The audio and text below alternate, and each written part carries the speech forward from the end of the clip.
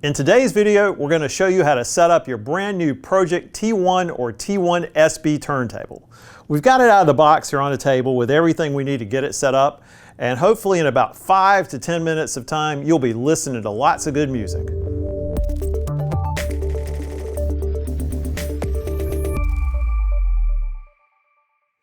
We think it's a good idea to go ahead and make the connections on the back of the turntable first before you start setting up the rest, so you're not kind of reaching over the back.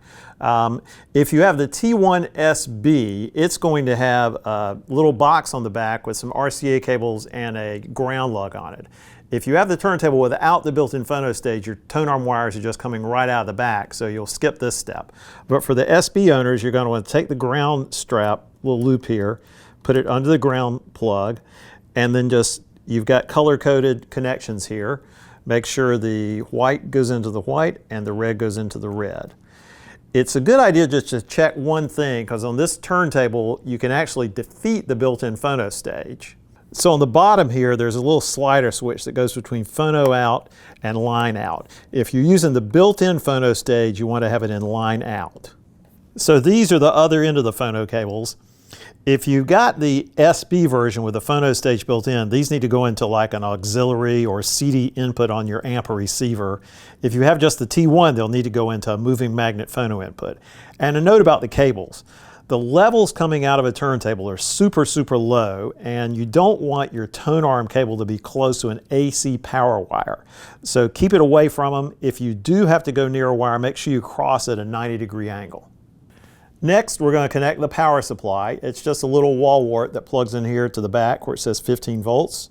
Just plug that in until it's nice and solid, and we're done there. Again, don't let this wire get close to your phono cables.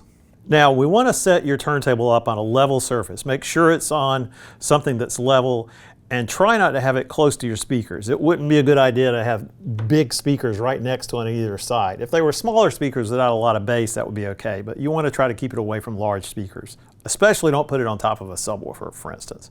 The next step is to install the belt. We've already taken out the little cardboard protection piece.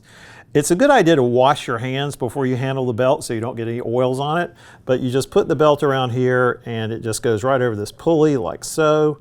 Just make sure it's centered on the pulley. Give this a little spin to center it all up, and you're good to go. The next step is to put on the platter. Just gently lower this onto the center spindle. It's a little tight, and then add the mat. The neat part about the T1 is everything is preset in terms of tracking force and height.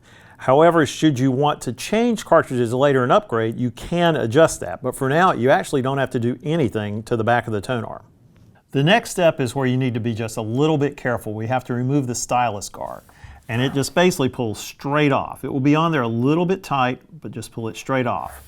It's a great idea to save this if you ever move your turntable or put it on if people are coming over your house that might be a little careless with your tone arm. But just put this aside for now. The final step is to install the dust cover. There's 2 posts on the back of the table, and you just drop the dust cover down into those slots, and you're done. So now let's show you how to play a record. So we've got our record on here. The on-off switch is on the left side. It's a little rocker switch. Just turn that on. And on the front, there's a way to switch between 33 and 45. If it's 33, make sure it's in 33. Now, we want to make sure the Q lever is in the up position. Just take your tone arm by the wrist, move it over to the leading groove, gently lower this down, and enjoy some music. When the record's over, simply lift up the cueing mechanism, move your arm over to its rest, and turn off the table.